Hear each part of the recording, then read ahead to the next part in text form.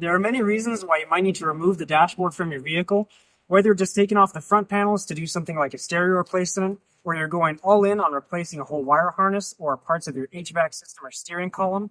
Whatever the reason is, you better make sure it's a good one, because pulling out the entire dashboard is not a job for the faint of heart. But don't worry, in this video, we're going to go over every step of pulling the dashboard out of your second generation Honda Fit. So let's dive in and take a look at the process. Welcome to the Honda Garage, Idaho.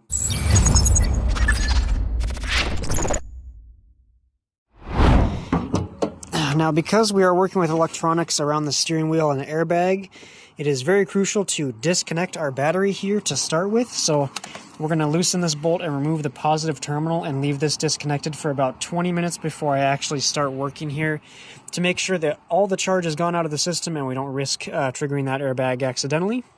First, I'm going to remove this lower panel down here in the footwell. We're going to twist this 90 degrees to release it from the dash, and then just pop out the remaining clips. Next up, we can pull back our door seal here away from the frame to access this plastic panel. We'll use a trim removal tool to try and gently pry that out here. There we go. Again, this just goes in by force with these plastic clips, so it will take a bit of pressure to remove. Now we can see behind this switch blank here some more of those plastic pieces, indicating that we can just pop this forward.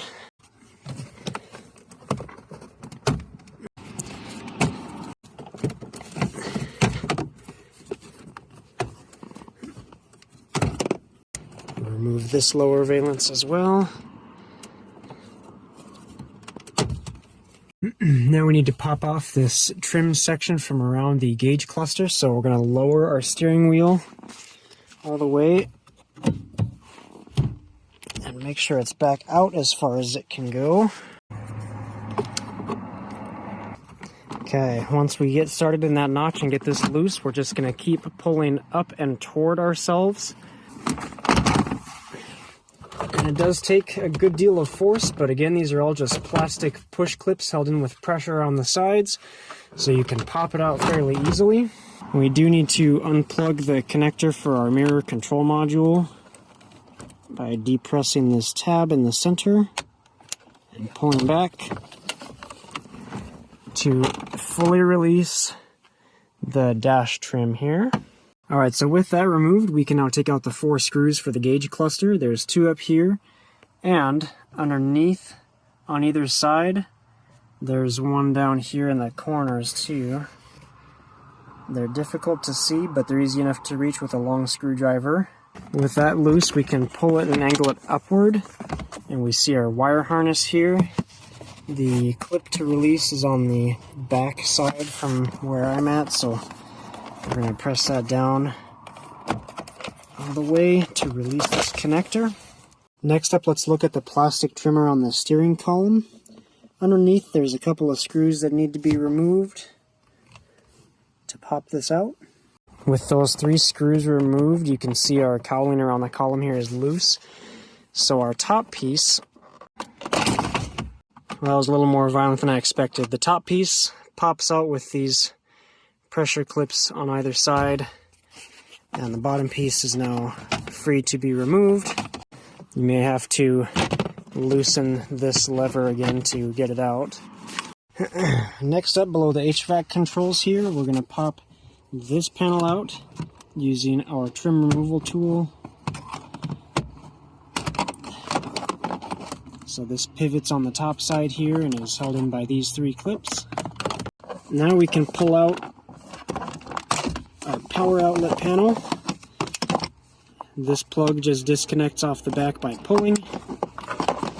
Okay, so removing the stereo, taking these panels off and moving the lever to fresh air intake, we can see through this access hole that there would normally be a screw here. My stereo doesn't have that because it's aftermarket, but if you have a stock one, you'll definitely want to remove that before popping yours out.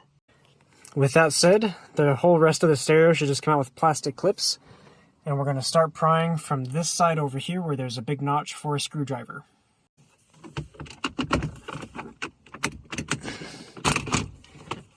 There we go.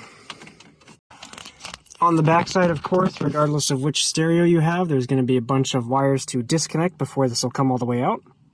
To disconnect the stock stereo wire here, it's kind of 2 steps. We're going to start by pressing down this tab here and then rotating this whole white arm, and that will separate.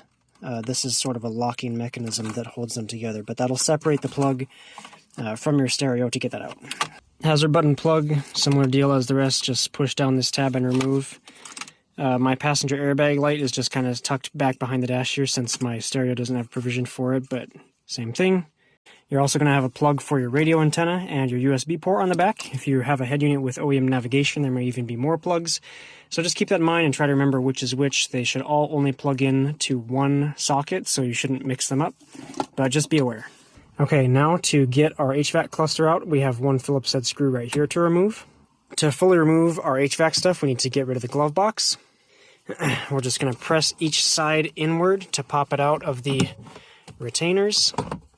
Now that the glove box is laid all the way down, we can look back here and see our 3 physical cables for the HVAC system. Our recirculation door, our mode door, and hot-cold. So for each of these, we need to pull the end of the cable outward off of this plastic piece. So for each of these cables, there is a small plastic tab on the back side here that has to be pressed in for this cable loop to slide off the end. We also have this metal retainer tab holding the whole cable on that has to get pressed down so we can fit this cable out.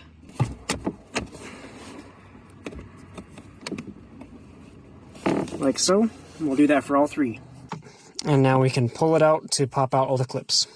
After popping all those clips and disconnecting the cables, we should be mostly loose here. We do still have the plug to remove here, and these plugs down here for the lights and the other buttons.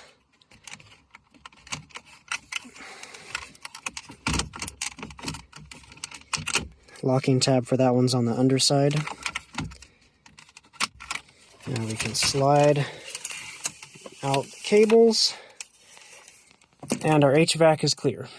Now, as you're starting to see, we've got lots of Phillips head screws appearing. This is what's holding our main dashboard plastic to the body, but we still have a few more steps before it can come out. To remove this upper cover, we've got 2 Phillips head screws in here to remove. We're also going to remove the under tray for the passenger side. No twist tabs on this one, just the clips. To get the glove box the rest of the way out, we're going to remove these 2 bolts here. Now we need to take off these vents on the dash on the driver and passenger side. Again, these are just held in with more plastic clips. So we're going to pry this towards the seat. In this corner, and we'll just bring these forward. There we go. With all these covers removed, this top plate can be snapped up after we take out this Phillips head screw. Keep in mind that there is the passenger airbag back here, so again, make sure your battery has been disconnected for a while before you do this. You can also unplug this yellow SRS connector under where the glove box was. To unplug these, this black plastic section needs to be sprung backward to release the connector.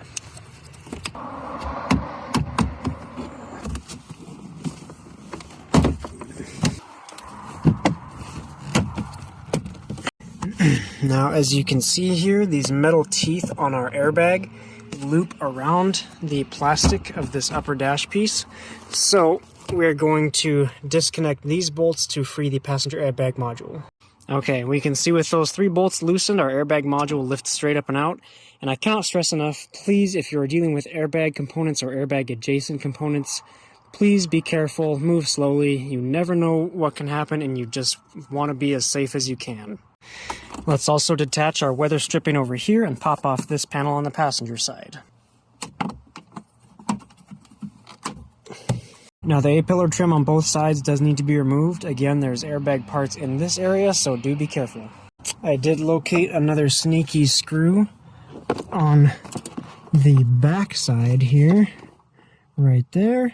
To be able to access that screw, I did have to remove this trim down here, so pull the weather stripping back, and then starting from this end, just pop the trim upward, and this end will eventually slide outward off of the hood latch here. So now we have a lot easier access to actually get a screwdriver to that screw. Same thing on the passenger side. Pull all this trim off, and back here under that corner we can see another one. The edge of this airbag trim plastic piece. And this whole thing is going to come out as one unit. There's side clips holding it to the frame. We're going to pop the top out and then slide this up off the dash. Now for this process, I've been following the service manual instructions found at charm.li. So here there's a pin back here behind the panel that is one-time use only. So we're going to grab a hammer and lightly tap this to break it so we can separate it. You will have to replace that with a new one when this panel gets reinstalled. If you're having trouble locating where that pin is, take a look at the underside of the trim. Part way down here, you'll see a very faint triangle marker. That marker indicates the center line along here where that pin is located, so it'll help give you an idea. And of course, try not to hammer this so hard that you set off the airbag and injure yourself. Okay, a couple taps from that hammer right here above the indicator, and this pin will slide out super easily, almost no force required. As I mentioned, it's a one-time use, so there's parts of it that will break and let it come out easier. But again, do replace this with a new one when you're done. After that, we have several pins of this type where they just pull out by force from the side, so we'll carefully pop those out to get the rest of this trim out. Okay, after pulling this away from the frame with a good deal of force, we can now lift this up and away from the dashboard. Here's a better look at those pins one more time. These two just pop out with force. You shouldn't need to replace them unless they break. But this one here at the top does need to be replaced. If you have a clip that gets stuck in the frame instead of coming out with the panel, just try to pry these tabs on the side with a small tool screwdriver, and then you can pop it back out and it just slides in right there. With the A-pillars out of the way, there's another sneaky screw right on the back side of this metal bracket here. These ones are really annoying. You just have to kind of do it by feel. And when you're first backing them out, make sure you put a lot of force on the screwdriver handle and angle it as close as you can so that you can actually start the screw backing out and don't just strip the head off. To get the airbag out of the steering wheel, we're going to remove these Torx bolts. There's one on either side, and I'm using, I believe it's a T27 to get these out. These screws do come from the factory with some thread locker on there, so you will find them quite difficult to twist out at first. But once they're loose, our airbag module will just come straight out toward the driver. Now as we slide this out and tip it forward here, you'll see there are a couple plugs we need to remove. This ground wire is just a spade terminal. It can pull straight off the back. This airbag connector can be slid down and around from this plastic bracket.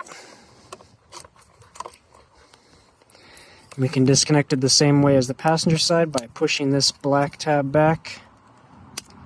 On the underside of the steering wheel, we can pop off this small plastic panel for better access to the wiring. Our ground wire, we can do the same thing. Pull it down from this bracket and extend the cabling out. And in this case, we're going to press down on this little tab here to separate it from the spade. This bolt in the center is 14 millimeter, and it will help if you have your steering wheel locked so that it doesn't try to spin while you're breaking this loose. Now before we pull the steering wheel off of this splined shaft here, we definitely want to make some marks to make sure it's lined up exactly right when we go back on. You can see here there's actually a few marks from the previous owner or some previous maintenance that was done. I'm going to make a bit larger one with my Sharpie just so it's easier to tell. As you can see there, the teeth on that spline are pretty small, so it's important to be pretty precise when you're putting this back on. And make sure you have the shaft marked as well as the actual steering wheel. And the last thing to do before we pop this out is to unplug our main wire harness connector here, depressing that tab. And of course, make sure that you have the airbag connector passing through that gap. That's going to stay on the clock spring. as we pull this out. You may need to use some force or give a few taps and pulls on the outside to break this loose from the shaft. For the stocks on both sides, we just have 2 Phillips screws to remove. Then around the back, we can unplug the connector and push it out from this plastic bracket here to slide it away. To give ourselves a little more room, we can also disconnect the 3 Phillips head screws here, here, and here to take out the rest of this clock spring arm assembly. After disconnecting these other pigtails on our ignition harness, the whole clock spring assembly and harness is separate from the steering column. We can come back here and unplug our connectors on the back for the cable reel.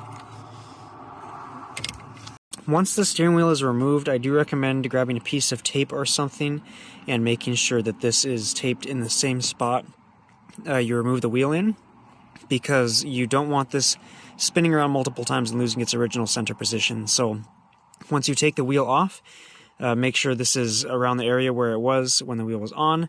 Tape this so it can't move. Then we can remove the entire assembly and set that aside. Let's disconnect this clip for the gauge cluster harness by pressing in these small tabs on either side and pushing it back outward from the panel. Our USB cable and holder here can just be popped out from the back side. We're going to pop the front out first so that this can pivot away. And now that can pass through as we remove the dash panel. We also have our radio antenna connector to remove on this side. Now we need to start removing the screws. We've got quite a few, from this little silver one here to these ones surrounding the stereo and HVAC area, including this guy down here. Got these ones below the glove box, a little Phillips on each side where we removed that panel. Okay, I ended up removing 17 screws total that were holding this plastic panel in. Now that all of this other stuff is out of the way and those screws are out, you can see our whole dash is loose. The last thing we need to keep an eye out for, at least if you have the Sport model, not sure if this is on all of them, these tweeters up front, those will need to get unplugged. So let's try and keep an eye out for that wiring as we access and remove this whole panel. Okay, now one of the trickier parts to getting this out is going to be the vent system here in the center that runs to all the air ducts. There is a stack here in the middle. This piece is separate that kind of unclips from the venting here. But there's another taller piece in the back behind this that we actually have to get up and over that part. So if you have 2 people to help kind of finagle and work this around everything, that makes it a lot easier. But with everything detached, that's kind of the only obstacle to pulling this out. So far, I've been able to lift this up far enough to slide that center piece out toward the intake vent. So there we go, that's separate out now. And now it's not in the way of our rear vent anymore. Also watch out for this metal bracket, you have to come up and over that. Keep an eye on the wiring harnesses, any pigtails you may have coming through. We'll also make sure this lower section clears our shift knob. But there we go, the whole dashboard piece is completely free. Here it is out of the car. If you need to remove just this upper venting section here or the defroster trim or anything, there's quite a few Phillips screws here holding those pieces together. Also, here's the tweeters and the plug that we had to disconnect. It also had a little harness that came around and clipped into here, so just like the gauge cluster one, we just pinch the tabs and pop it backward out. Tweeter wiring harness, there's the clip that we disconnected and the tabs you press on either side. And then here's the plug. Just like all the rest, depress the tab in the center to unlock it and pull it out. And there we go. That's what the inside looks like with no dash. So do what you came in here to do. If you're repairing a wire harness, you know, accessing the fuse box or something else back here, trying to hunt down a rodent, whatever it is. And just repeat the steps in the reverse order to get everything reinstalled. So that's that. The whole dashboard is out of the vehicle. Again, just follow these steps in reverse to put it back together. And if you're only doing something like stereo replacement, upgrade into the automatic HVAC, whatever it is. Just follow the steps you need to get there and then work backward. Only the most extensive projects should actually require taking this whole dash apart. But I hope the instructions I showed here were helpful to you and that it made the process seem relatively simple. It's not super difficult, it's just complex. So good luck with whatever project you're working on. Thank you for watching this video, and I'll see you next time.